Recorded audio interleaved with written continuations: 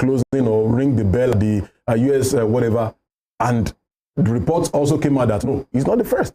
Now, we've seen governments go right, go left, do trial and error a couple of times. That is why, for me, personally, I don't know what other people out there will do. But for me, I will also encourage the government. See, we should not be practicing the system of governance in secrecy. It is not your money. It's not your family property. It is Nigerians' money. If we are still paying a little amount of money as subsidy, let the people know. Don't just say things for the same sake. Oh, subsidy is gone, but by the corners, we are still paying some. All right, that will be the front page of The Guardian for today. All right, we move swiftly to the Nigerian Tribune. Let's see what we have on the Nigerian Tribune for this morning. We expect less revenue from oil exports in 2024, CBN governor says. Blames illegal bunkering, divestment by IOCs. Says inflation, exchange rates to decline. Supreme Court decides Nnamdi Kanu's fate today. Get to page 2 of the Nigerian Tribune to see more details. And NAS to probe $496 million payment to Indian firm on its Akwa iron ore concession. Ayedatiwa to Ondo people. Let's build a shared future from a divided past. Funding still major challenge in varsities, coming from vice chancellors.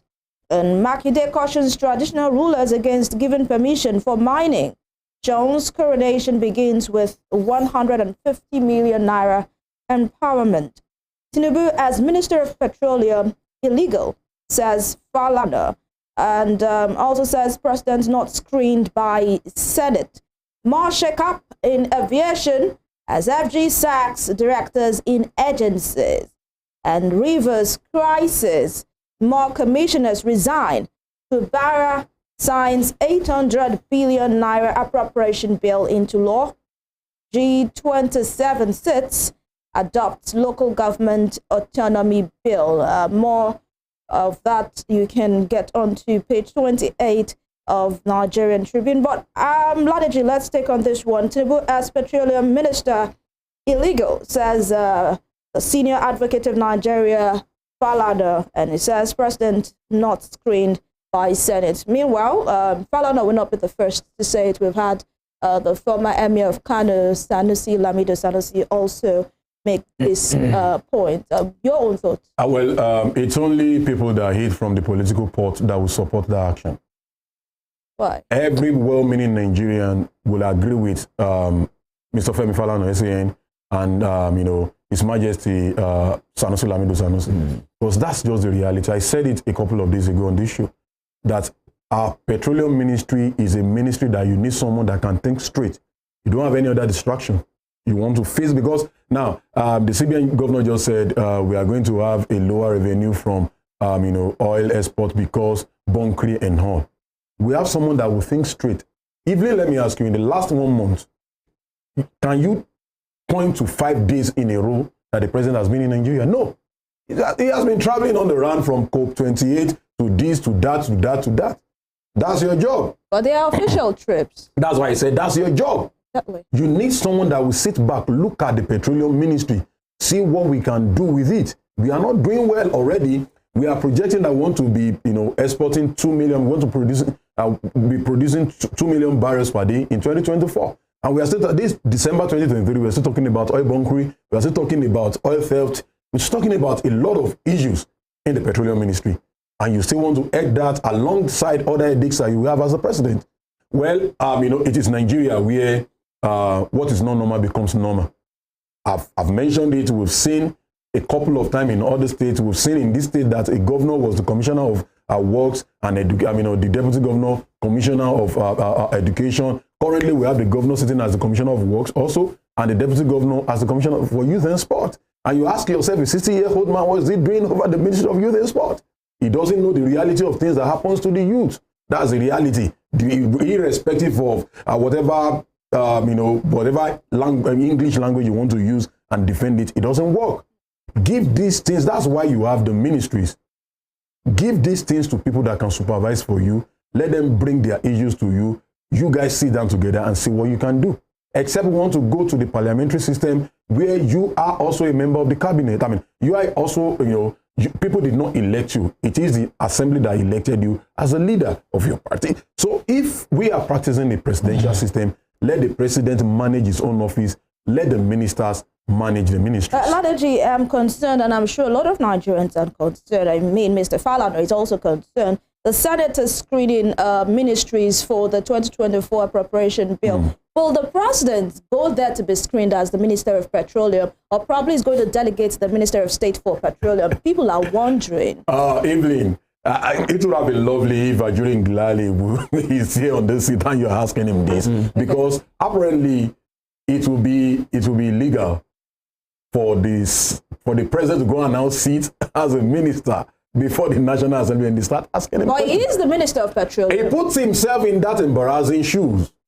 He should have, delegated that to another person that will go to the National Assembly and they will screen. Their job is to scrutinize. Okay, you said, remember, a particular minister said they are going to spend 1 billion naira on a trip. And OHIOLEI, the former governor of this, was asking her, so what are you doing with this money? Why don't we just pick the key people in your ministry? Let them go for this trip. Why are you spending 1 billion naira? Also, he asked the people, in the correctional facilities, what are you doing? How much are you feeding inmates that are humans with? You feed them with, 250 naira per meal, 750 per day, and you feed dogs. 800 naira per day. Per day. It's so embarrassing. So when the president, I don't know how he wants to defend that. And mind you, Minister of State for Petroleum, he knows little or nothing about what runs in the affairs of that ministry. I can tell you that for free. Really? That's your own opinion there. But that will be all for Nigerian Tribune for this. All right, from Tribune, we'll go to The Nation. The Nation, retirees get 1.63 trillion naira under contributory pension. That's page 7. I am for peace. Aiyedatiwa declares after resumption. Good luck to him. Asheyin gets staff of office as Shoun's coronation begins. Infrastructure tops Kwara's 296.4 billion naira 2024 estimate. At Tinubu, we are working with lawmakers to fix economy. And the slim allocation threatens Edo governorship polls. Others say INEC and directors of aviation agencies sacked. First Lady as NCWS Garkira Grand Patron, I beg your pardon, Grand Patron. And crisis. 6 commissioners resigned from Fubara's government. 37 lawmakers sit at Assembly Complex. Governor signs 800 billion budget passed by 4 lawmakers. And Alake, local international investors coming to us in droves. All right, let's start from there. DG, Mr. Alake is saying foreign investors are already coming in droves. Good news, right? Well, good news on the papers. The reality will wait for it. So I don't want to be pessimistic now. Let's give them time. The foreign investors that are coming in droves, let's wait and see. Maybe by the first quarter of 2024, we start seeing them, But the reality we see on ground is that a lot of multinational companies are closing shops. Just yesterday, we also got, you just read about, I think you read about Jumia, closing not only in Nigeria this time around, but however also ShopRite, Kano, they've closed shop. They are leaving. Just last week or there about P&G left. We have, I think PZ has left. What's the name of these people that manufacture, GSK. GSK left. That's why you see, the amount of some drugs skyrocketed. And I have my fears also for P&G because these are, many of the things they produce. Yeah, they are things that people use every now and then. Basic things, even for ladies. And they are living now. It means the amount of what are meant to be free will now go even more higher. So I just want to give Mr. Alake a benefit of doubt. See, don't just come out here and impress people. The reality of what people see on the street, most times is quite different from what you guys say. So if you say investors are coming in droves, let them come in. We need them also, but we need to realistically make a workable environment for them. If we don't solve our power issues, investors will not wait.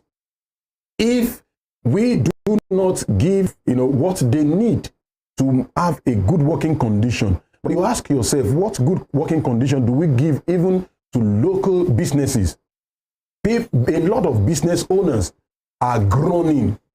People find it difficult to even pay salaries. If you have any employer now that pays salaries and doesn't owe you, I think such a person deserves a national award, because it is more terrible, most especially when you run on diesel generators, you run on, because you don't have electricity, and you spend more money on, powering your organization.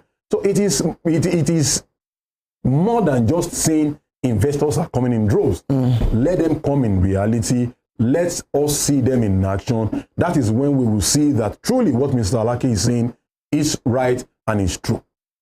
All right, we keep our fingers crossed on that. We move on to the Punch newspaper for this morning. Fuel price, major headline here. Reject World Bank 750 naira per litre proposal. NLC warns FG.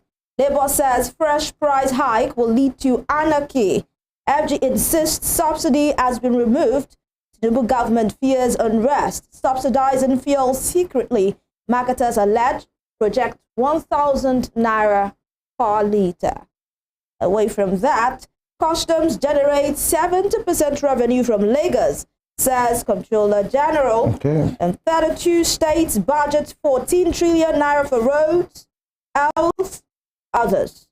Kidnappers return to Lagos. Abduct 2, demand 500 million naira ransom. Just days ago, Lagos was boasting of having a clean sheet for bank robberies for some years now, but with this, we are hearing that kidnappers have returned, and we hope that the necessary agency tighten their belts to ensure that things are in proper place. Away from that, National Assembly probes $496 million Itakwe iron ore judgment payment, and 6 Rivers commissioners resign. Assembly faction holds parallel sittings. APC faults Rivers court verdict, vows to petition NJC. Aviation agencies, 50 directors sacked. EFCC grills NCAA chief. For more details of that, it's on page 29 of the Punch newspaper for this morning. All right, Ladeji, I know we're going to delve deeper into this, but I'll just love your take. Let's go to Rivers State. 6 commissioners resign, and the assembly factions hold parallel sittings. APC faults Rivers court verdict, vows to petition NLC. And of course, we also heard that the Attorney General of the state also resigned. What's happening in Rivers State?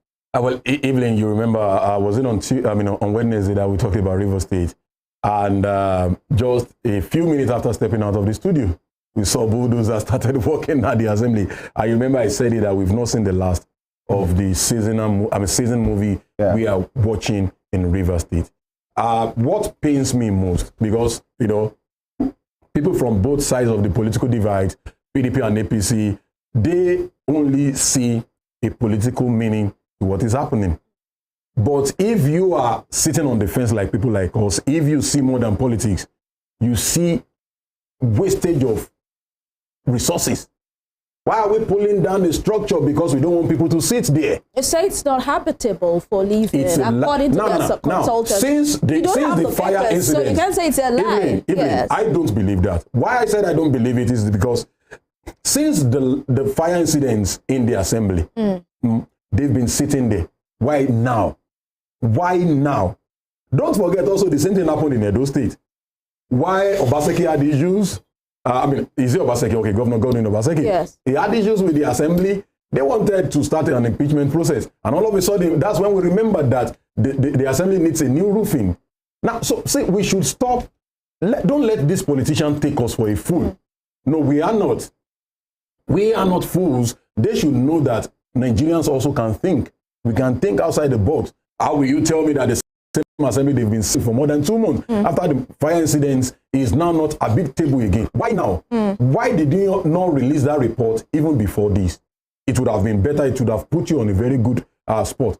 But the moment you saw, okay, we don't want them to sit, you do this. See, the sad thing for me is that the good people of Rivers State will be the one to suffer for this, because in reality, governance has stopped in Rivers State. Forget all the, I do see, I think the social media handlers of the governor, similar Fubara, they are doing a lot of work, because even on his TikTok, he posts more videos on TikTok than even content creators. For everything he does, they post on TikTok. And that is not what we need. We need you in action. The reality is Rivers State has not gotten to where it is going. So we need government after government to keep working. But now you guys are modeling politics with governance. Deji, let me butt in here. How do you react to the fact that the 2024 appropriation bill has been passed into law just within 24 hours? I mean, for a bill to be passed into law, we should have the first, the second reading, then the debate and deliberation. Even the committee level, the committee should invite commissioners and head of agencies. So what happened? It shows how terrible we are gradually killing our system. It shows anybody can just come and decide this is what I want to do, and it happens. And it shows, when people were applauding Wiki when he said, oh, I bought the nomination ticket for all of them. I bought this, I bought that. A lot of people were applauding him. Why? Where did you get the money from? How much is your salary as a governor? Your security vote is not your personal money. It is only when you have security issues that you dip your hands into the coffers of that money and bring out. But our governors spend so recklessly that they become so stickingly rich that they can come out to boost that I'm buying form for more than 30 lot makers. I bought form for this one that is going for National Assembly. Note, Evelyn. Yeah, not just the House of Assembly members. House of Assembly members, all the candidates. And the candidates. Both national level, the state level, and even the local level. You are talking about money that runs into close to billions of naira. And you are telling me that you are celebrating such a man. And you are telling me you will not come back to say you want to take those money back. It's really a distasteful thing that this is happening in Nigeria. And we have people that are applauding. I saw some PDP boys on Twitter, and they are saying, if you think similarly, Buhari is a simple guy, put body. I look at these are guys in their 30s. And all you can boast of is maybe you are using a Corolla car. Is that the best you can do for yourself? That's what a college guy in the USA uses. And you are here in Nigeria because you're a Twitter boy. That's just the reality. Okay. I did just spit and fire this morning. Besides, there's this one they say on social media, if you wicked me, I fubara you. I mean, when I saw that, it was really funny. It's really very terrible, sincerely. What we catch cruise with is something that should make us weep for our nation, Nigeria. And, people don't understand this thing about all these things work as a system. The illegality you support today might come tomorrow and hurt you, and you don't have anybody to defend you. Amazing. All right, thank you so much, Ladeji. That will be all for the Punch newspaper for this morning. All right, let's go to This Day. This Day newspaper. Federal government vows to award oil assets to only companies with proven capacity in future bid rounds. I take that again. Federal government vows to award oil assets to only companies with proven capacity in future bid rounds. Riders here says era of delay of license extensions and ministerial consent over. Assures producers of enabling policies to attract investment, ramp up production, and how Tinubu lobbied heads of state over Nigeria's OPEC quota raise.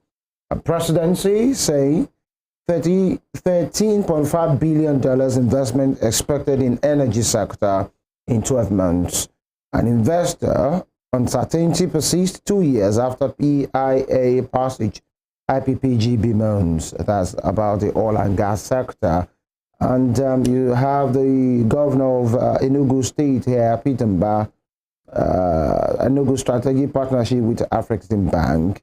And both that have some big guns. You can see the governor of Ogun State, Akwa Abiodun, George Akume, that's the SGF, former governor of Ogun State, Aremo Olusegun Oshoba, Mr. Wale Edu, and some other persons there at a function.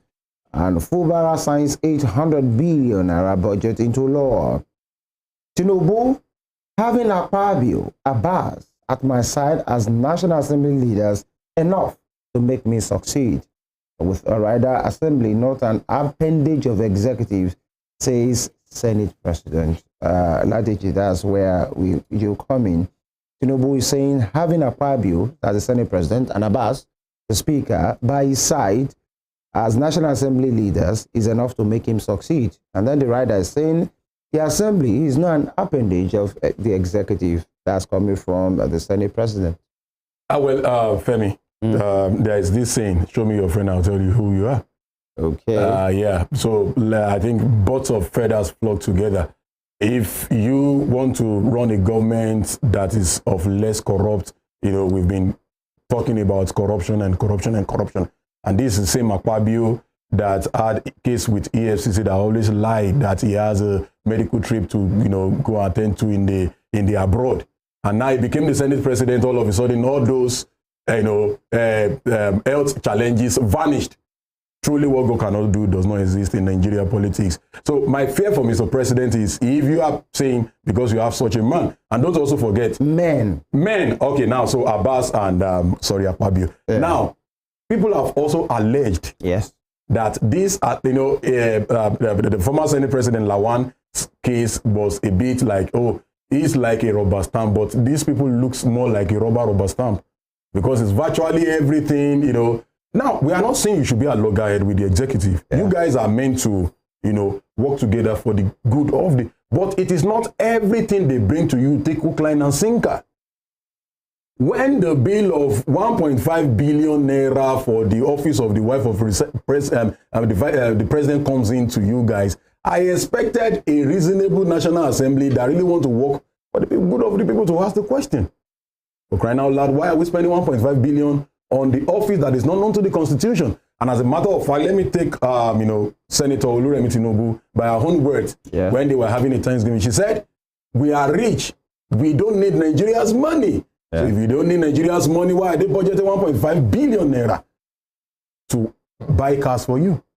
Now, so I just feel in the best interest of the nation, Akpabio, Abbas just need to do the needful. I'm not saying you should fight the executive. But when you say things that will not work for the people, please scrutinize it very well. Make sure that we don't just spend for spending's sake. We don't just spend on, but it is rub my back, I rub your back. They are collecting cars worth 160 million naira. The Senate President has been quoted to say, Assembly is not an appendage of the executive. Well, as expected, that is what he will say. That is what he will say. See, in international peacekeeping, there is something we call declare motive and hidden motive. Every nations of the world declare, they will tell you it is because of peace. We want to maintain peace. That is why we are participating in this peacekeeping mission. Yeah. But the hidden motive goes way beyond that. Now bring that to this issue. Well, the declared motive is that we are not the appendage of the executive. But in reality, what you act. See, it is quite different if I tell you, okay, Femi, this is who I am. Yeah. But I'm acting something different. You take me as a man that speaks with both sides of his mouth. All right. That will be all for this day. And of course, on this segment for today, I want to sincerely thank Ladeji Alabi. Well, it's always a pleasure. For your time. And just like I said earlier, I'm liking this...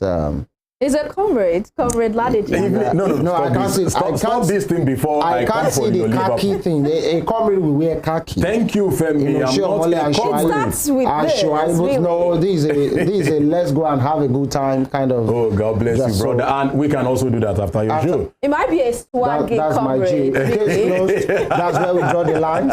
I'll come see you at your office. Okay. So you decided to close the line because he has bribed you. Evelyn, we are through with it. We go on a break right now. When we come back, we go back, and I'm choosing out carefully because we were at River State yesterday. Now, from Osun State, a jet will take us to Port Harcourt because of the development that is happening there already.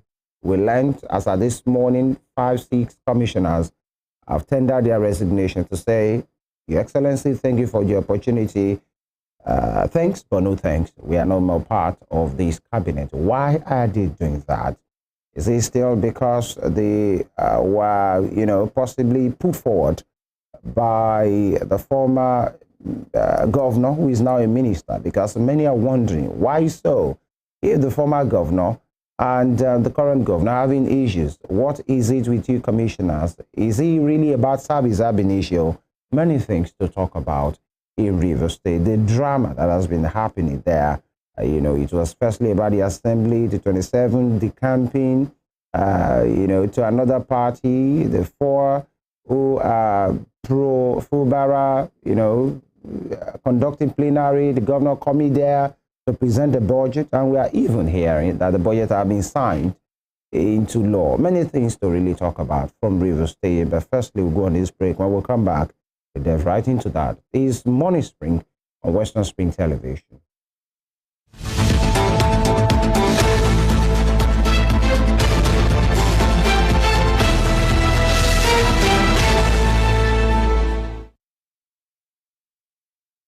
Sports is a culture on its own. It has its own language, its own people, with their own way of life.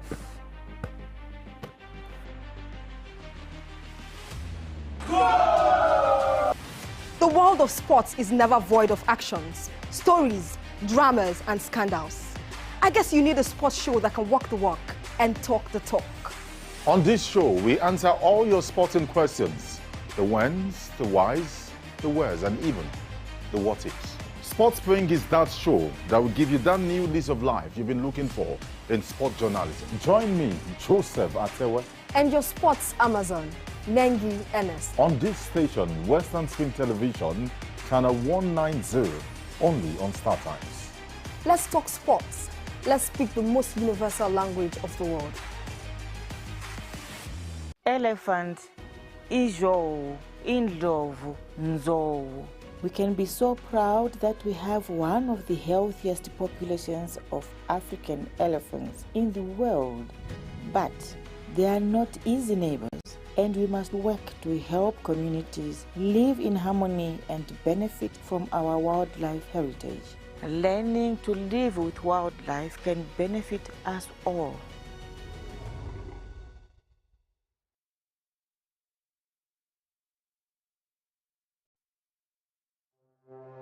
Arrested, affected, sound, found. What do we see? What do we say? Flowing from a spring. A fact A to Z. Check and confirm. Ever is pounding current events. Traveling down from the business gist to the globally arising happenings, to the sports news, to the bittersweet infos. Guided transmission, even diffusion, vast and fast, detailed facts are fled. Within seconds, nuggets of words that flew across borders are fired. Stories short and long, wrapped in bundles of words, broken and dissected as it is, except misheard. This is the news as it is.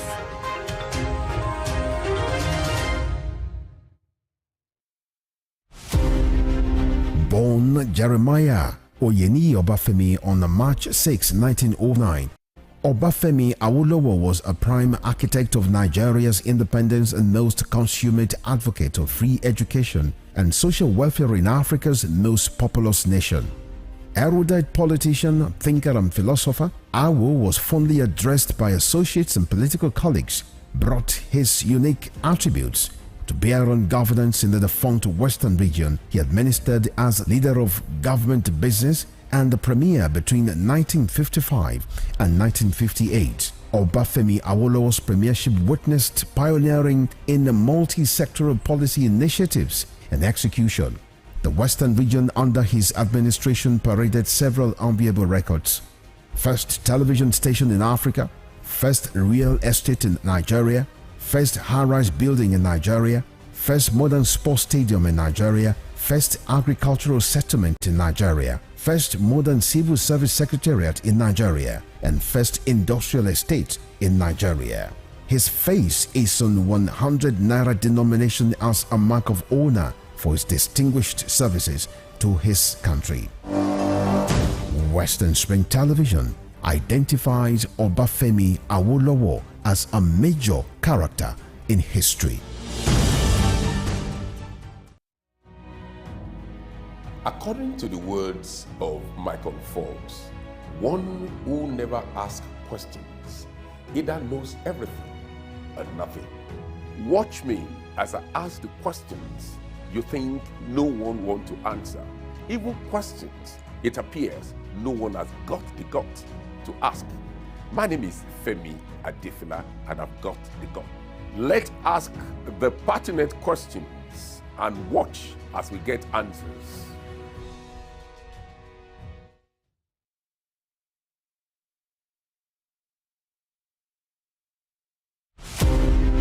Nelson Rolihlahla Mandela was an anti-apartheid activist who gave his all for the elimination of what has been described as the world's most vicious rule of the unjust and man's inhumanity against man. He was born July 18, 1918 in Mvezo, South Africa. Educated and trained as a successful legal practitioner, he took up the gauntlet of a human activist against segregation by the minority white suprematists in South Africa. At the climax of his trial for treason, orchestrated by the minority South African government, the great crusader for democratic equality was prepared to pay the supreme sacrifice to establish majority rule in his native land.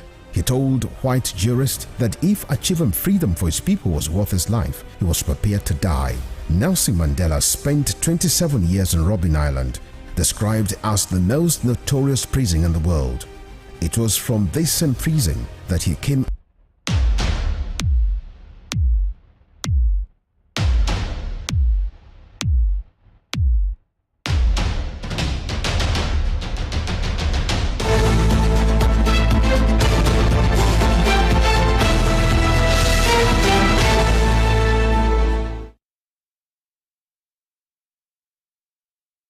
You're welcome back. It's still Morning Spring on Western Spring Television, and right now we are in the conversation and we'll be focusing on Rivers State. A whole lot of things have been happening in the oil-rich state, and it has really drawn reactions from people all across the country and even beyond. Lawyers, political and public analysts giving their views and opinions on the different developments in Rivers State.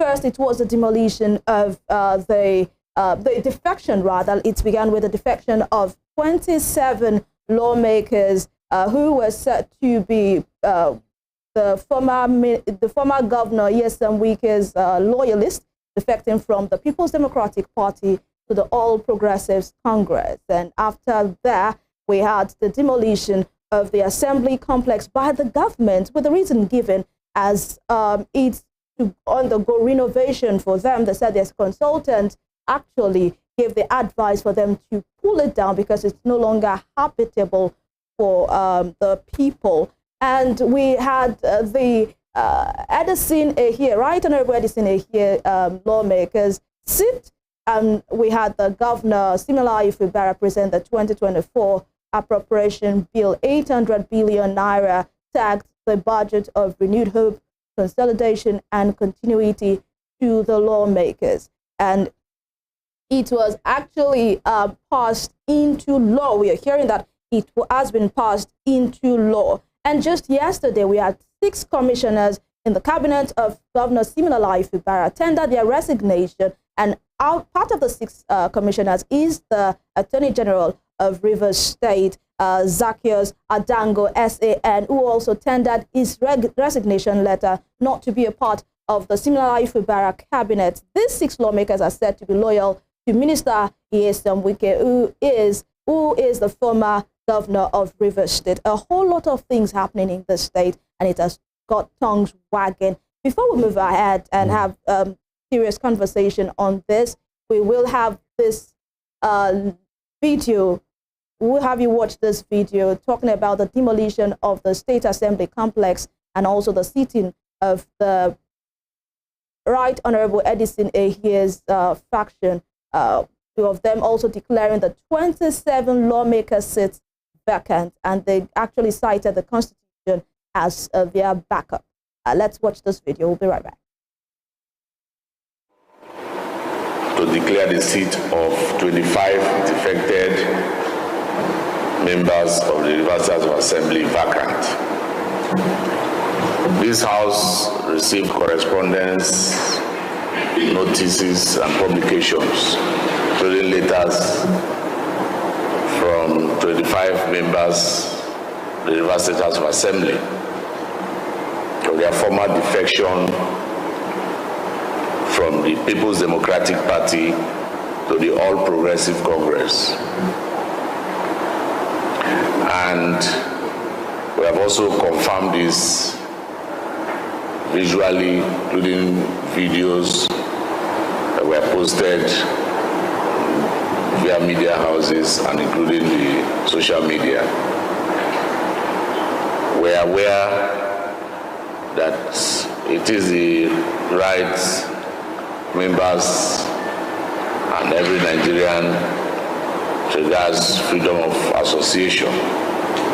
Consequently, distinguished colleagues, the House, having deliberated formally on the motion before it in line with our standing order and the Constitution of 1999 of the Federal Republic of Nigeria as amended, I hereby declare the seats of the following honorable members of the Rivers State House of Assembly. You recall that on the 30th of October, after the fire incident that took place on the 29th, arising from the visit of His Excellency, I was on that trip, and we got there to assess the extent of damage. But beyond that, His Excellency also commissioned consultants who went into the structure and came up with an advice that it was no longer habitable and not very conducive for business. On the strength of that advice, the government had decided to demolish that structure and also provide a befitting place for members of parliament to transact their business. Well, the rapidity at which we commenced today will tell you that we're prepared to do it. And within record time, I'm sure that place will be fit for legislative business.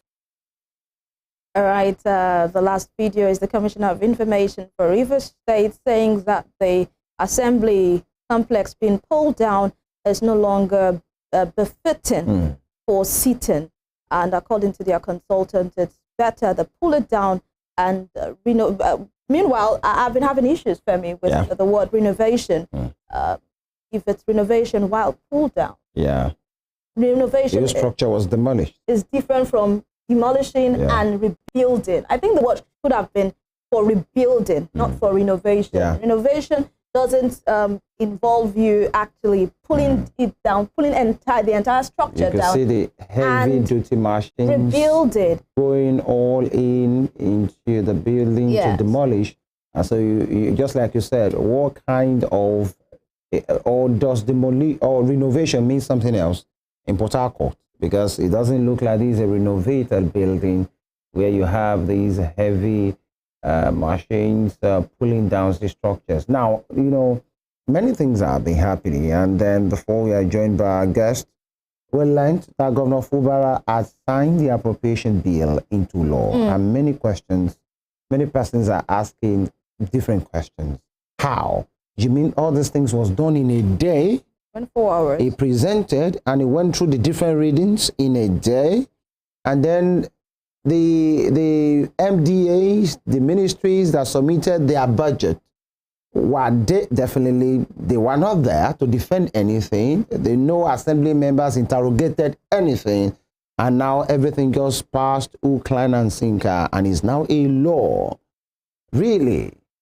You know, people have also asked the question, why the urgency? I mean, there is a court injunction that actually upholds the leadership of Right Honorable Edison Ehie, and this injunction will expire on 21st of December. So the House actually the Edison Ehie House has a longer period to actually probe this budget for a longer period.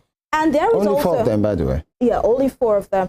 But can 4 of them go through the rigor? In that video, Femi, you heard the Right Honorable Edison Ehie says declaring 25 seats. Yeah, he mentioned 25. 25 seats vacant. Well, 4 are with him. Were with him in that video. 4 plus so 25, where are the other 29, plus the one who is deceased, that's 30. Where are the other 2, and where do they stand? Where do they belong? That's it. That's the question now. Is it at like this point, there is a U-turn? Are you pro or you're anti? That's the thing. And we also had 6 commissioners pull out of Governor Simfu Bara's cabinet. The commissioners who tendered their resignation were the Attorney General and Commissioner for Justice, Professor Zacchaeus Adenga, SAN, Commissioner for Works, Dr. Des George Curley, Commissioner for Special Duties, Emeka Woke, Commissioner for Social Welfare and Rehabilitation, Mrs. Nneme Aguma, the Commissioner for Finance,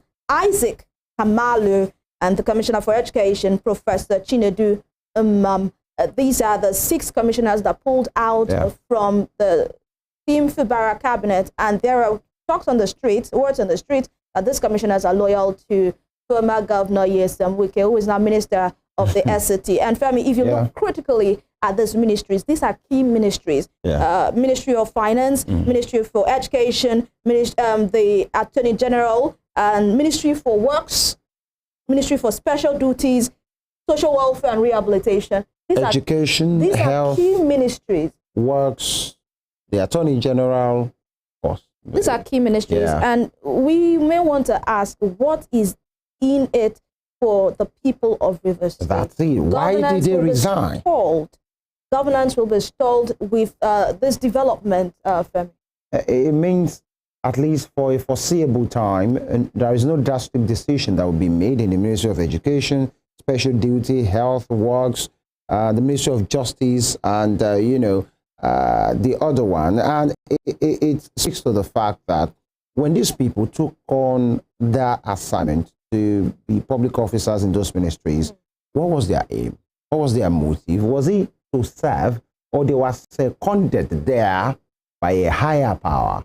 And then they are just there as, like somebody who is just there to serve the will of somebody. Because if logic is anything to go by, this can be easily read, so that we don't preempt the conversation. But then it's quite suspicious to know that it's in the middle of these things. It's like in River State, you hear something today, just wait for like an hour or two, you get to see another different thing entirely that you are not even thinking about. And our 6 persons, so far, as of press time, we don't know what will happen today as well. But then the question we keep asking is this: how does these, heavyweights, these juggernauts, how is this scuffle, how is this rift, how is it benefiting, and how will it benefit the people of River State? Because it seems for the past 1 week or two, it has been about politics and governance. You even wonder if actually the governor will have time to attend to anything. The House of Assembly, issue is there for him. Now his cabinet members are jetting off one after the other. So where does it get the mind? How many persons have been saying, really, that these fight between these 2 gentlemen, it will definitely derail Governor Siminalayi Fubara. He won't get, these are the assertions of some persons, that he won't get to enjoy his time, because the fight that he has started for his political life, although depending on who you ask, some are saying there is nothing, demolition of the house is due to the defective state of the building, and then it's far-fetched. The Wike even said it should have been done before, and all of these things. But the thing is, the good people of River State, and I think, for me, this is when the elders of that state should be coming out categorically to speak to issues, irrespective of political parties. Exactly. I support you on that, Femi, because it is the people that truly matter in all of this. But it seems these big weights are not really interested in the people. It seems, I am choosing my words carefully, because time and time again, Governor Siminalayi Fubara has said that he is in for the people, and whatever he does is for the people. In fact, during the presentation of the 800 billion naira budget of renewed hope, consolidation, and continuity, he explained that the budget providing the framework for spending in 2024 Its administration will undertake notable critical and road projects that will connect more communities across several local government areas to meet age-long yearnings of river people. It has always been about the rivers people. Yeah. But these are just rhetorics that we hear from politicians, FEMI. They do one thing. Every politician does it for the people. They do one thing and they tell you it's for the people. Yeah. Meanwhile, we are seeing the effect that it is against the people. And something that is so amusing is the fact that Governor Nyesom Wike celebrated his birthday recently, and we had Governor Simfu Bara congratulate him, felicitate him, and still refer to him as his Oga. My Oga. That's it. And people are wondering, what's going on here? What kind of Oga? Really is this man Simfu Bara? I mean, you are having, you both are loggerheads right now, and you still felicitate him and still refer to him as your Oga. You know, many will say that's just pure diplomacy and politics to say, you know what, I won't allow today to pass without wishing you a happy birthday. It doesn't take me anything. I will do the needful so that the people will not really think I'm the bad person here. Let's wish you a happy birthday. And then on that level in which they're having these back and forth, they still continue with it. The question is now, or, you know, the angle is, if actually Governor Simfu Bara is to be here today, most likely he will be saying all is well. It's the rumor mongers that are doing these things, or, you know, the easy target, which is also the media. They will always say it's the media that is getting things, you know, mixed up, quoting them out of context. You media guys should please allow peace to reign, should not set us up against one another. And then when you see Wike, I tried, you know, to paint this thing in another light. But then people are saying, where's Rotimi Amici in all of this? Well, where's Peter Odili in all of these? Former Minister Rotimi Amici Mr. Sekibo in all of these? At the sideline. Celestine Omeya really is trying not to get involved in politics. Oh, he's a leader. He's a leader. He is a leader, but former then governor, I think he's taking a break minister of politics. There was a time at a particular forum, he said he, in fact, his advisors told him not to say anything for now. In fact, he said this thing he's saying now is against what he was advised. I think I saw that when he even said, how do you want to speak for Nigerians? He's not interested in that. You will see a man Nigerians are not even ready to speak for themselves. So you see a man who has taken a break off politics for now, but we are looking forward to what will actually bring him out of his shell to, you know, meddle in politics, whether at the River State level or nationally. But Femi, there is still this debate on the legality of the seating of the Edison Ehie faction House of Assembly, because according to the law, a quorum of the National Assembly is what is allowed to sit or deliberate on a matter. That's one-third? That's one-third. A quorum is one-third of the House. So one-third of 32 members to be given, say, 11. And we had 4 members sit, deliberated, assented, and also we had the governor sign the bill into law. That's the 2024 budget. People are asking questions. How legal is this law, the 2024 budget? How legal is it? Because if we do not have a quorum sitting to deliberate attend to that, on this issue, then...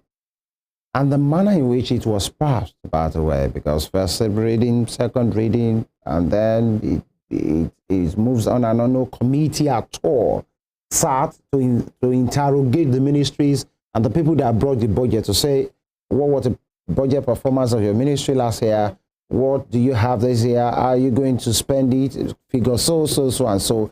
So, according to what is being reported in the dailies, that means the governor brought the document, submitted to the House of Assembly, and they did whatever they wanted to do there. The 4 of them, and then there was no picture or video that any of the MDAs were at the assembly ground or the neutral ground in which they're using right now to say this is what we want to do. But trust, something is telling me that very soon you get to hear maybe a rebuttal to say, no, the budget has not been passed.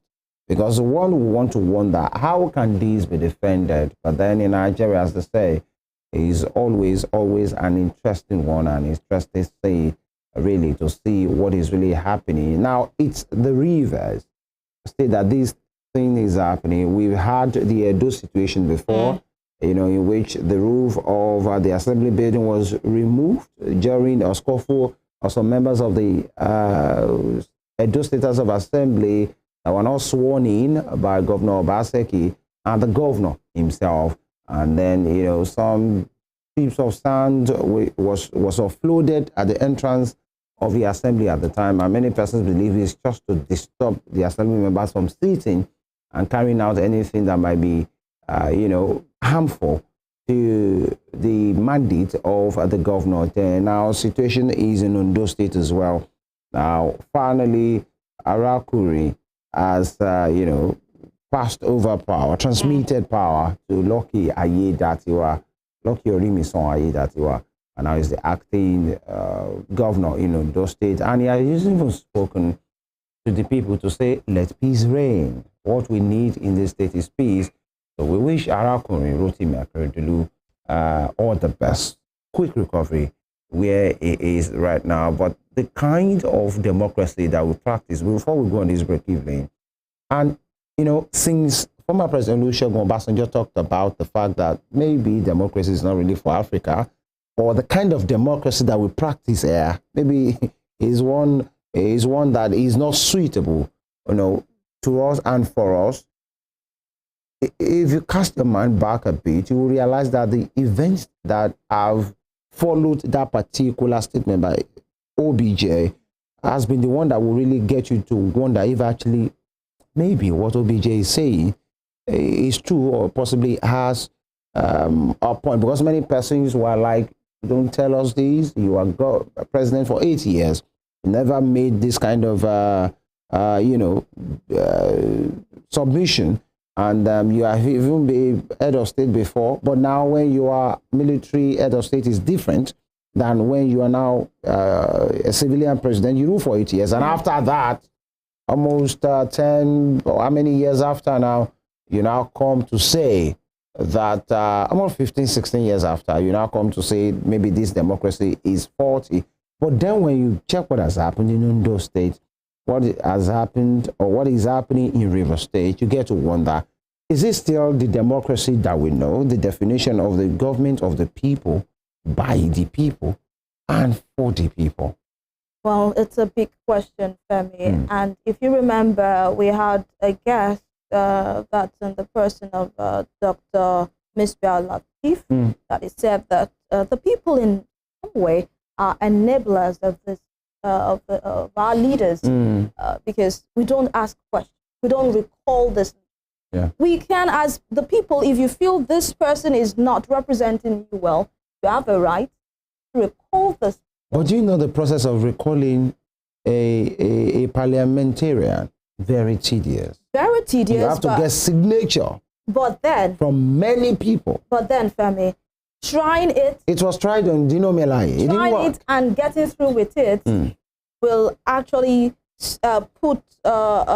will actually be a precedent. Because no one has ever done when someone does it and it pulls through, other people will have that as, oh, someone like this did it before. Can they pull it through? That's the question. Can it be put through? It can. Because I think, personally, this is my opinion now, that those bottlenecks were put there to make it extremely difficult, that those things will not be carried out. I mean, when there is a will, there is a way. Okay, we wait to see if actually there is that kind of will in those things. When you see that your representative is not really doing what you have sent him to do or sent her to do, you have the right to recall such a person, either at the state level or at the national level. And these are some of the things that we are seeing at this time to really look into this democracy thing, the tenets, as it is, the dynamics of democracy, and this kind of democracy that we have been seeing for the past few days or few weeks in River State. By the way, we'd like to go on this break. When we'll come back, the conversation we kickstart, please stay with us.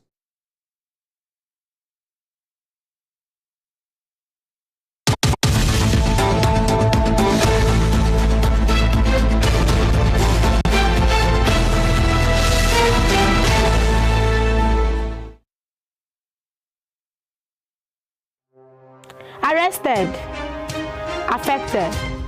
Sound. Found. What do we see? What do we say? Flowing from a spring.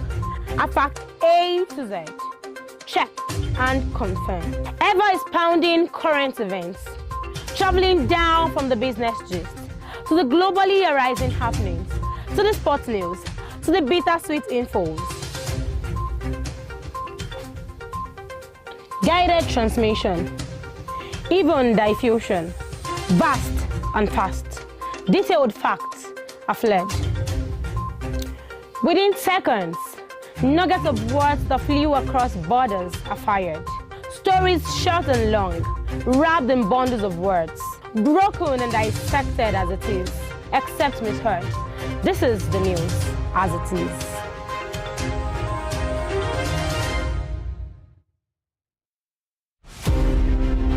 Gbadamosi Adegoke Adelabu was a prominent figure in Ibadan politics and Western region before Nigeria's independence.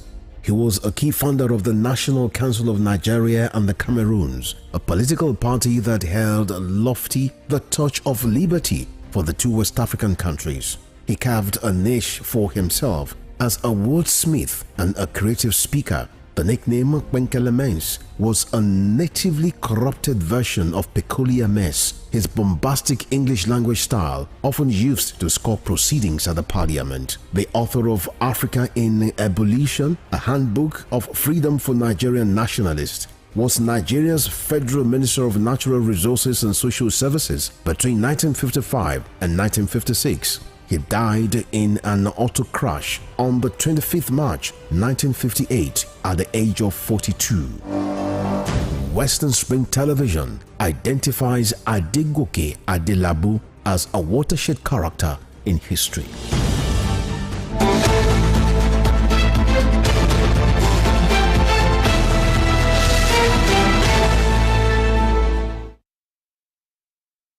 Welcome back. It's still the conversation on Morning Spring, and we are still looking into the Rivers political crisis at this moment. Joining us to help us get a better view of what's happening in Rivers State is the Special Advisor to Governor Siminalayi Fubara, Right Honorable Bernard Odike. It's so great to have you on board, Honorable. Thank you for joining us. Good morning, everybody. Good morning. All right, Honorable Odike, demolition of the Assembly complex, presentation of the 2024 appropriation bill to the House of Assembly, and the signing of it into law by Governor Siminalayi Fubara, resignation of key office holders within 24 hours. Tell us, what is happening in Rivers State? Rivers State is cool and calm. As I said some time ago, when the people are in charge, then there's no cause for alarm. You know, minority will have their say and majority will have their way. So that's the situation in Rivers State for now. The people are in charge. When you say minority will have their say, majority will have their way, it's kind of ironical when you look at the House of Assembly in Rivers State, because we have the minority having their way and the majority just having their say. It depends on what you define as a minority or majority in the House.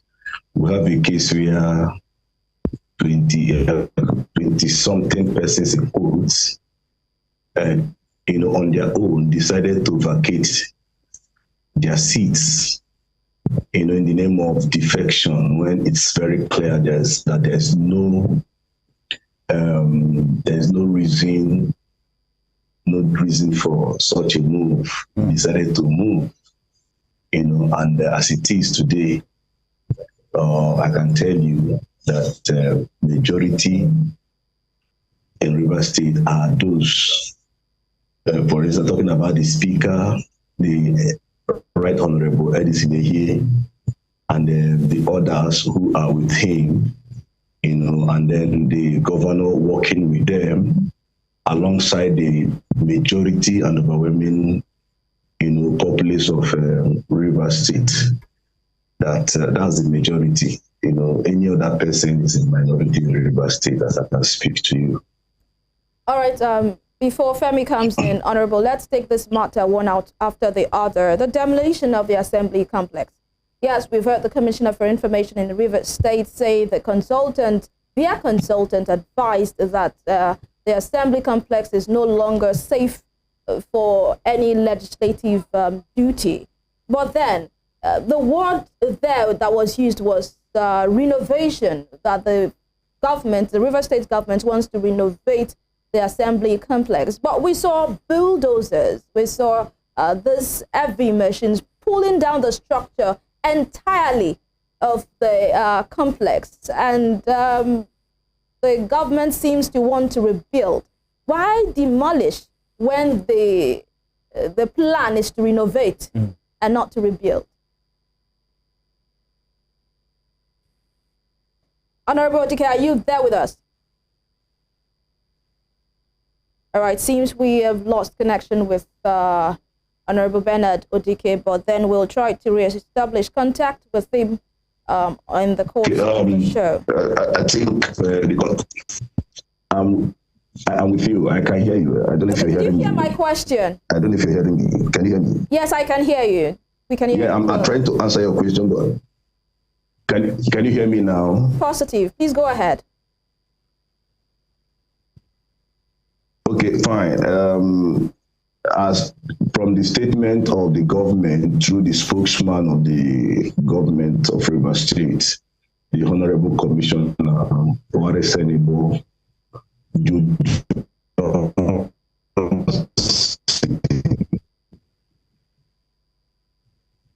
I think we're having some issues with our connection. Honorable Odike, can you hear us?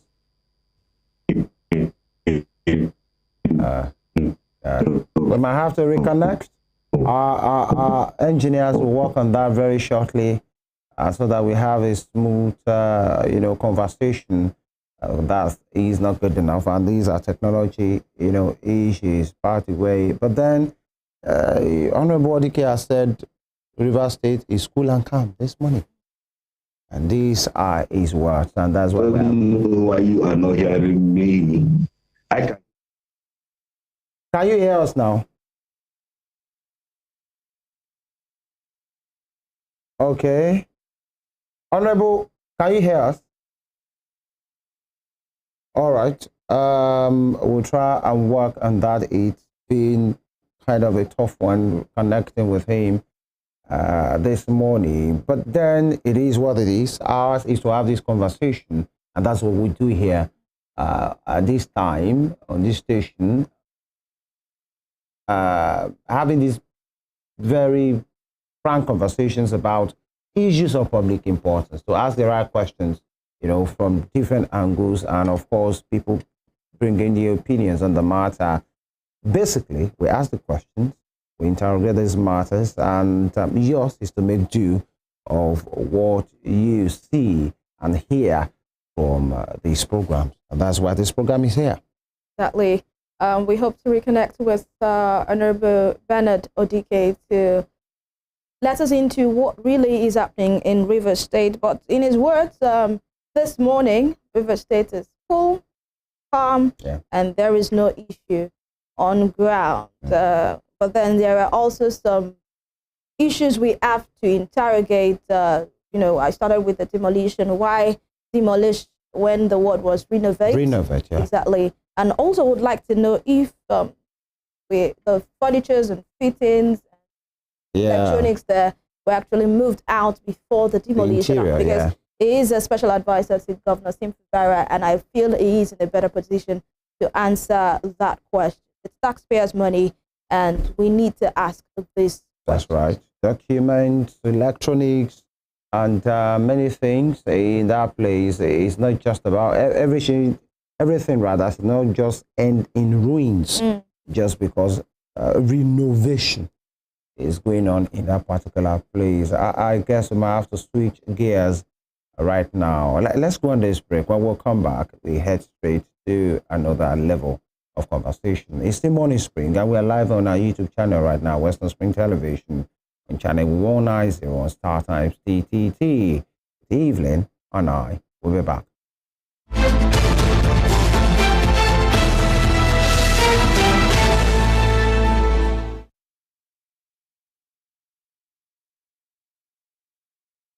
And Ijo, in love, Nzo. We can be so proud that we have one of the healthiest populations of African elephants in the world. But they are not easy neighbors, and we must work to help communities live in harmony and benefit from our wildlife heritage. Learning to live with wildlife can benefit us all.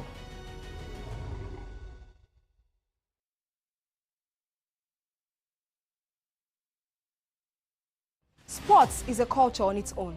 It has its own language, its own people, with their own way of life.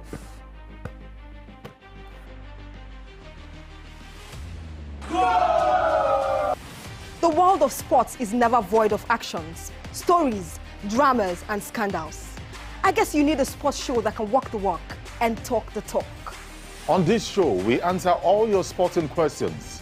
The whens, the whys, the wheres, and even the what ifs. Sports Spring is that show that will give you that new lease of life you've been looking for in sport journalism. Join me, Joseph Atewe, And your sports Amazon, Nengi Ernest. on this station, Western Spring Television, channel 190, only on Star Times. Let's talk sports. Let's speak the most universal language of the world. The Berlin Conference of 1884 defined the configuration of Africa, which hitherto existed as a continent of multiple kingdoms and empires under native rulers. The conference, otherwise referred to as Congo Conference, regulated European colonization and trade in Africa as initiated by German leader Otto von Bismarck. The Berlin Conference is often called the scramble for and partitioning of Africa, as each of the imperial powers carved separate portions of the continent for themselves without recourse to racial and cultural identities and differences. 137 years after the Berlin Conference was held, Africa remains a legitimized playground for European nations that sought to exploit its wealth and resources and manipulate its human capital to promote trades and investments of Western powers. Western Spring Television identifies Berlin Conference as a major event in history.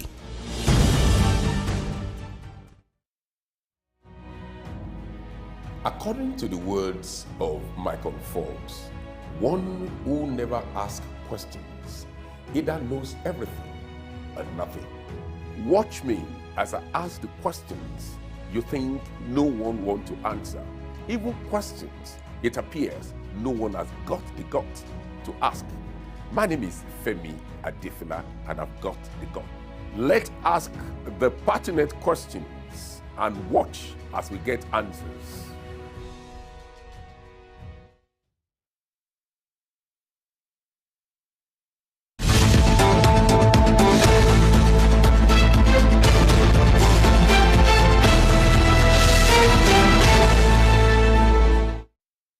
Okay, we will just get back to the reverse conversation, and we learned that Honorable Bernard DK is back with us, so we'll just have him complete his thoughts. Honorable DK.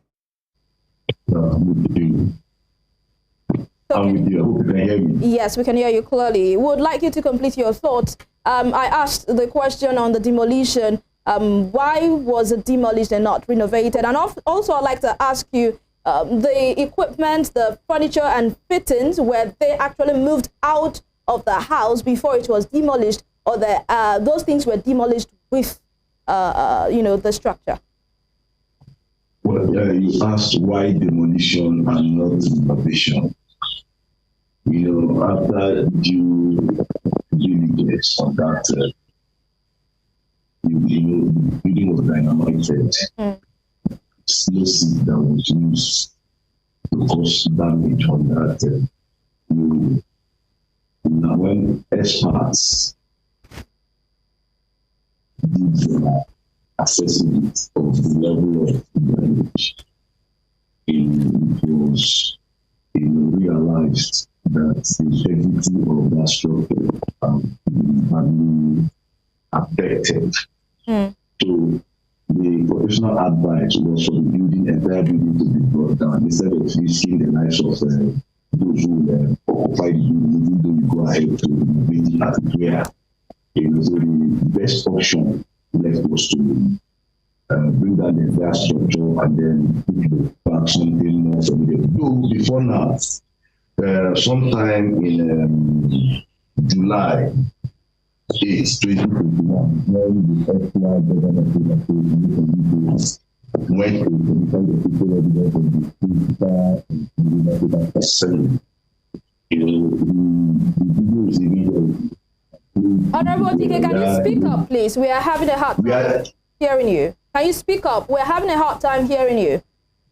Okay, I said sometime on the July 8, 2021, when even the erstwhile governor of Rivers State, Nyesom Wike, commissioned the official residence of the Speaker of the Rivers State House of Assembly, he categorically made it clear that that structure that structure was no longer fit for, people's occupation, and that there was need for renovation.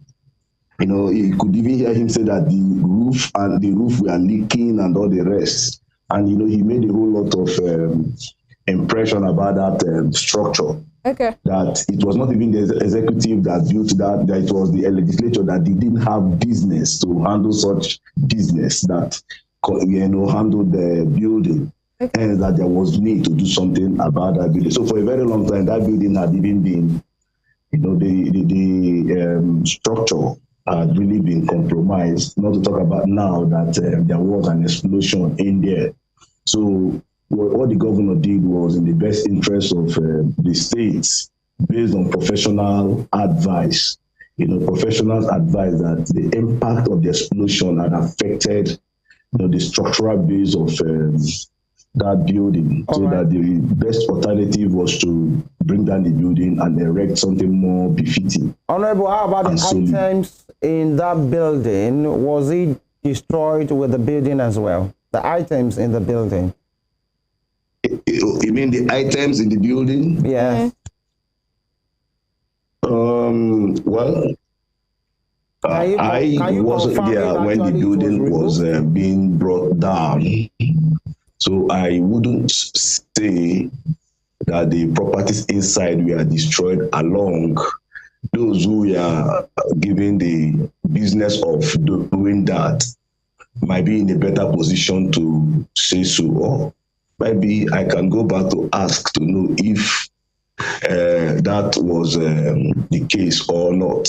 But for now, all I know is that based on professional advice, that the building was brought down. All right, Honorable, for the purposes of rebuilding. Yeah, we have like 3 minutes to go, and we have like 3 questions. Number one is these 6 members of Governor Fubara's cabinet commissioners were lent have resigned. What happened? How many did he have resigned? 6. As our press time today, we are learning 6 have resigned. Do you have any update, or are there more that have resigned? And number 2, why are they resigning? From what we have, I am not the secretary to the state government. As at last night, as we were counting, I don't know, but subject to confirmation. I'm sure that not less than 11 persons had attended their resignation dated with via letter dated 14th December. We saw one, the first one we saw that was from the Attorney General. I don't know, I have asked him question personally to explain, because the Attorney General, for erstwhile Attorney General, I don't know, should I call him erstwhile, because I don't know if his resignation had even been accepted or not. It was dated 14th November. And even before yesterday, he had been performing his official duties. But the rest of the letters we saw were dated 14th December.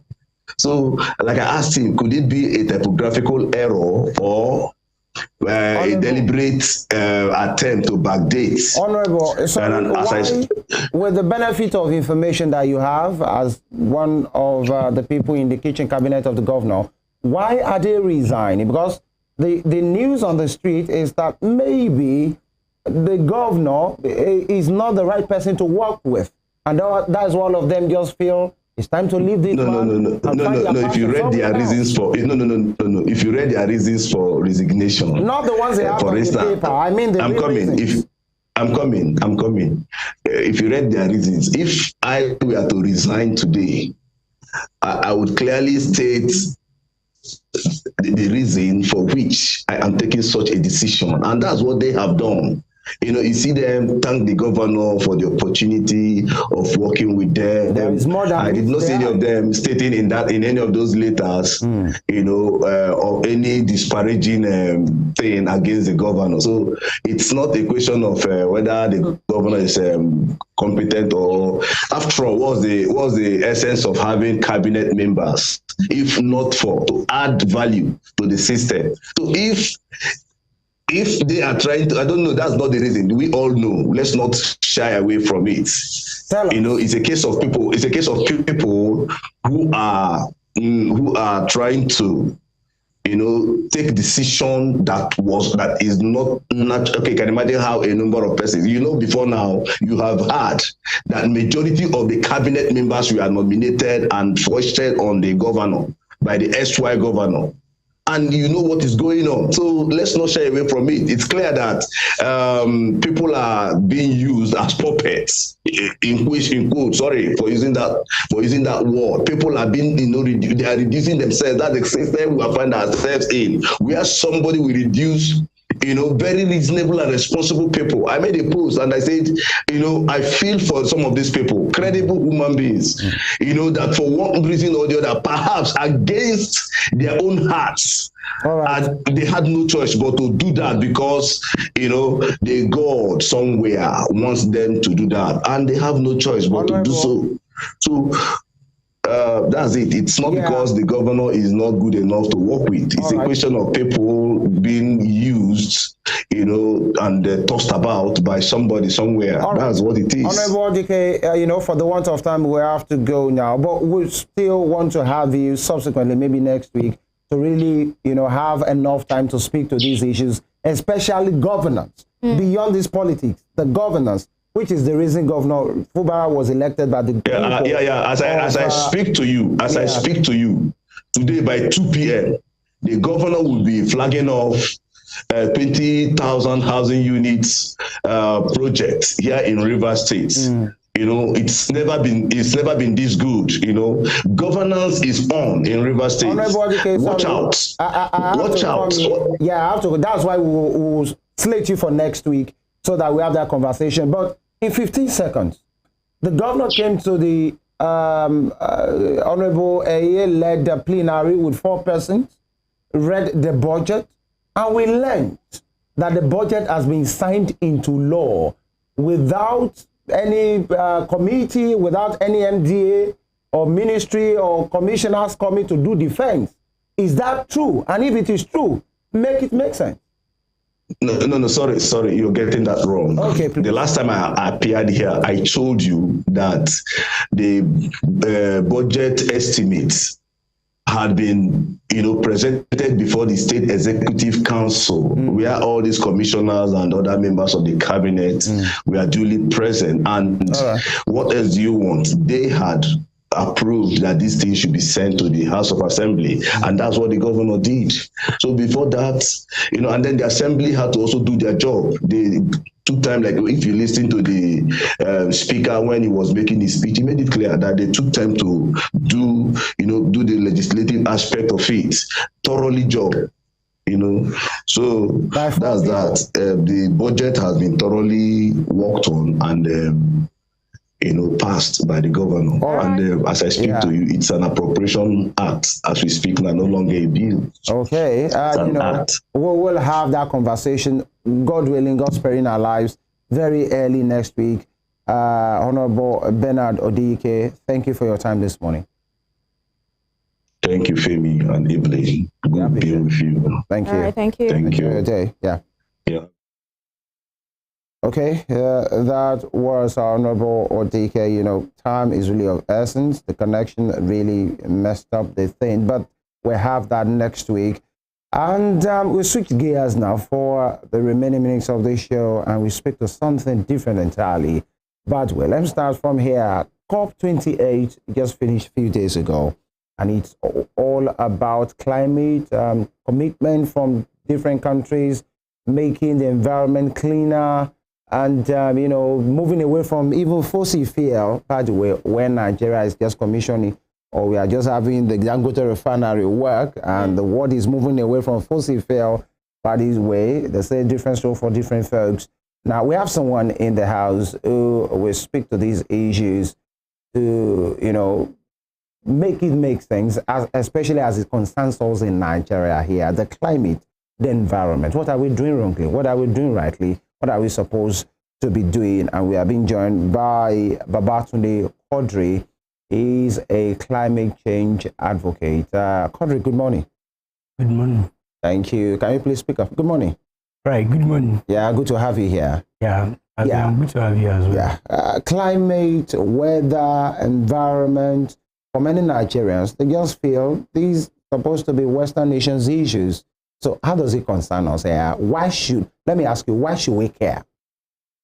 Yeah, I think climate change is a global issue, and it has caused disruptions all over the world. And we cannot deny the fact that the issues of climate is affecting all over the world, not just Nigeria alone, not just the Western world, not just the developed countries. Underdeveloped countries are also, you know, being part of the process that have been affecting the climate.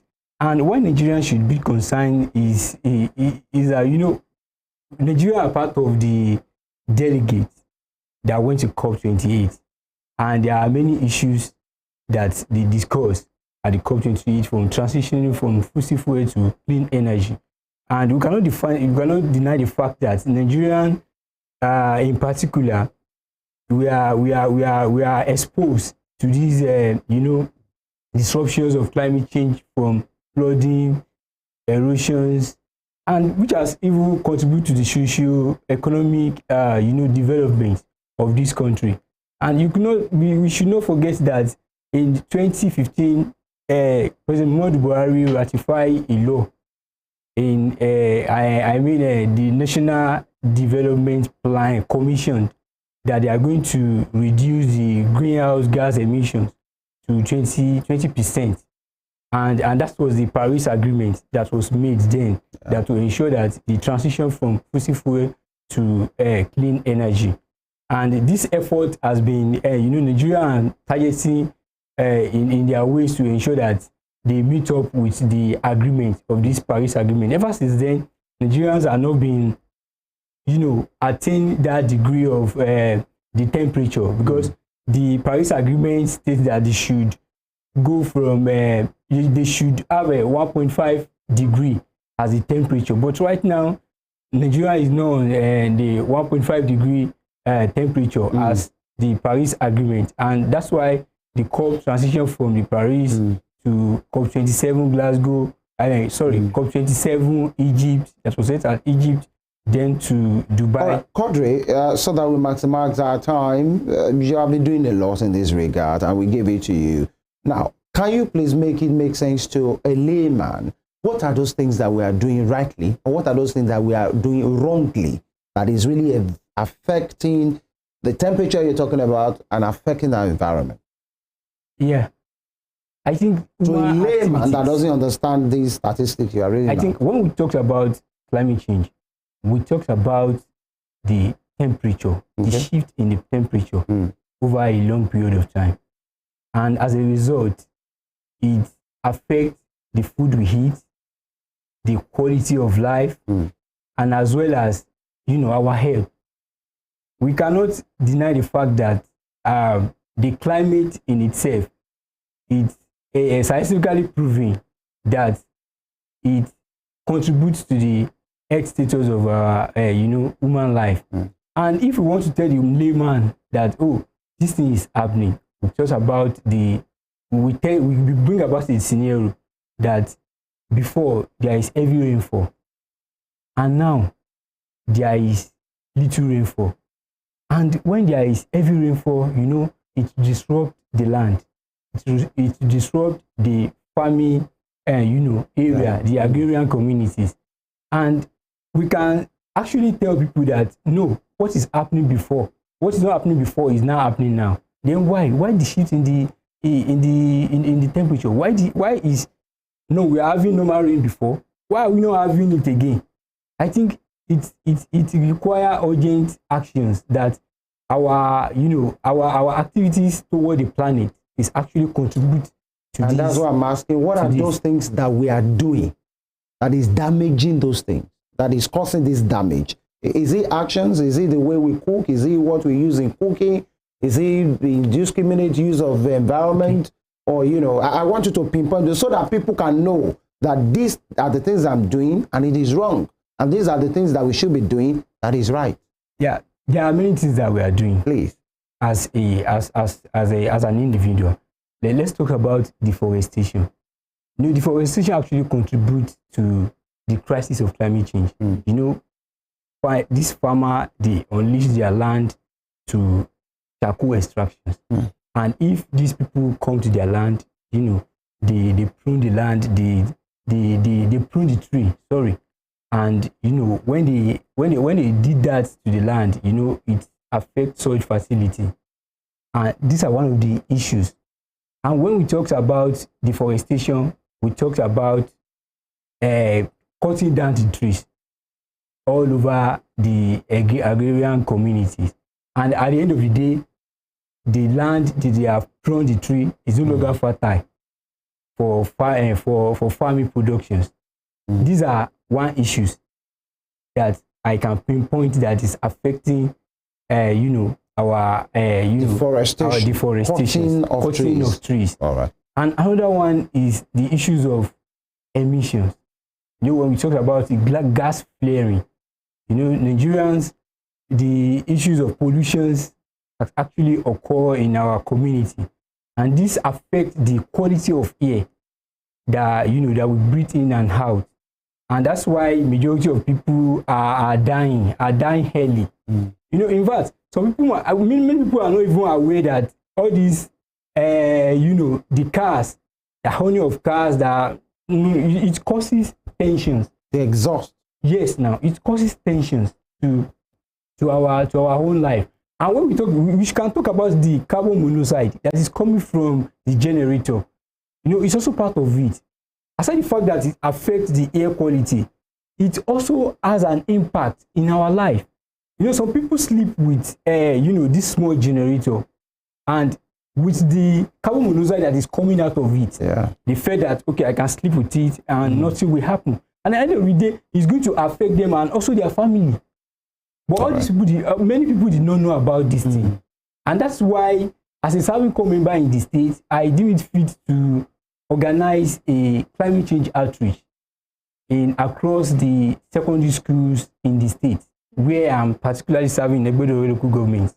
So I feel that if I can able to educate the youth, the students, they can transfer that knowledge from what they have learned from me down to their parents at home, talking about this issue of deforestation and having this carbon monoxide and coal, and we can discuss it with them, and they can do a knowledge transfer to their parents at home, and through them we can end intergenerational crisis of climate change in our community. Okay, Quadri, I must appreciate your passion, because as a young serving corps member, we don't usually get this every time, and I must appreciate your passion on this climate issue. But then when you talk about speaking, advocating, and organizing outreach to secondary school students, some people will talk about options, not options, alternatives.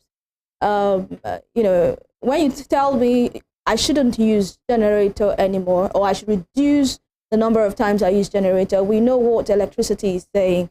We know that we don't really get constant supply of electricity in most parts in Nigeria. when you tell me, okay, do not engage in deforestation. How do we get the furniture? How do we get... In fact, some people in the villages, they still make use of wood to cook, firewood to cook.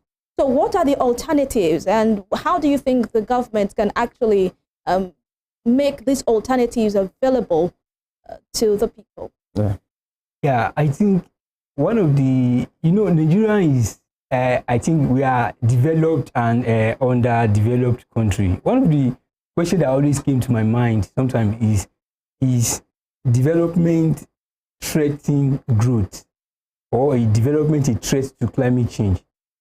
Nigerian as a nation, we don't have the financial capacity to transition from the issues of, from the fossil fuel and to the clean energy. We lack of funds, and that's why we Nigerian hammering on finance. When they got at the core, we were discussing about finance, how they are going to, it's not easy. That we are having funding. The funding. How are we going to adapt to it? I think one of the main things is that the adaptation. We know that these things has been happening. You can't tell a local people who are making charcoal production for livelihood and tell them that no, you can no longer do it again. Yeah. Where do they want them to go and to go and feed themselves? There is no place. But the main thing that I can suggest is that they should legislate these activities. They should legislate to sanctions all those charcoal extractions, because if you are saying that, okay, when you have two charcoals from their areas that has been extracted, okay, we are going to penalize you so amount. I think that's the only thing to reduce these charcoal extractions that is happening, because we cannot just leave it and say that, oh, because there is poverty in the land, there is no alternative, and then we continue with it. At the end of the day, it's going to fall back on us. In the meantime, it's going to fall back on us. And that's what caused these soil erosion laws. And we cannot say that because we don't have an alternative. But the only thing that I can recommend is that, we should mitigate these activities and create a climate resilience in the mind of the people. All right, Quadri, we are continuing gradually now, and I would like to ask, you said you have this advocacy in which you do in schools, you gather young people so that the knowledge you pass into them, it can trickle down, they as well go home, and then, speak to their parents about these things. In a minute, how's that coming through? Are you seeing the result? Yes. I've seen the result, because why did I say that is that we ensure that after we complete the outreach to these 5 secondary schools in the local government, we establish a climate club, and I tag the climate club Environmental Vanguard Club, and this club is going to oversee the activities of the students, and we have the senior girls as the president, and the senior boy as the president, and the senior girls as the vice president of the club. We treated 3 issues. We treated plastic littering, we treated environmental cleanliness and climate change that we are discussing right now. So we feel that if we can be able to transfer this knowledge to them, we can, demand it from them later. And one of the things that is spectacular that we introduced to them, we introduced a planned game. This is a play, learn, act now. Where they can play, they can familiarize with the climate jargons and the climate change, the issues of emission, gas flaring, so that they can relate with it. Thank you, they can take actions. Yeah. Amazing. It's so amazing that you're trying to create more cadres out there, advocates, climate change advocates, and it is worthy of applause. So I applaud you, Mr. Babatunde Quadri, for all that you do in your environment, in your community. Thank you so much. All right, Femi. Yes, we have to go once again. Thank you for coming. And thank you so much. Yes, continue the good work, by the way. And that's why we are having this conversation, because it seems, and it is, where the world is heading to right now. It's a global thing, and Nigeria cannot afford to be behind in these conversations. And that's why we are having it on this platform, to say what are those things that we are doing wrongly, and those things that we should be doing rightly. And you have mentioned some of that. And this is where we put the brakes today. You know, it's one day that Evelyn says she enjoys. Yeah. That's TGIF. My best day of the week. Sure. All right. Femi Ojo is my name. Enjoy the rest of your day and your weekend. God bless Nigeria. Do well to please follow us on our social media platforms on X, on Facebook, and on Instagram, and as well as a YouTube channel at Western Spring Television. You can have a recap of this program and other programs on our channel as well. Bye-bye. All right, it's 10 days to Christmas, and it's Friday, and I am so happy. So enjoy to have fun this weekend, but stay safe. My name is EVELYN OHIOLEI. We'll see you on Monday.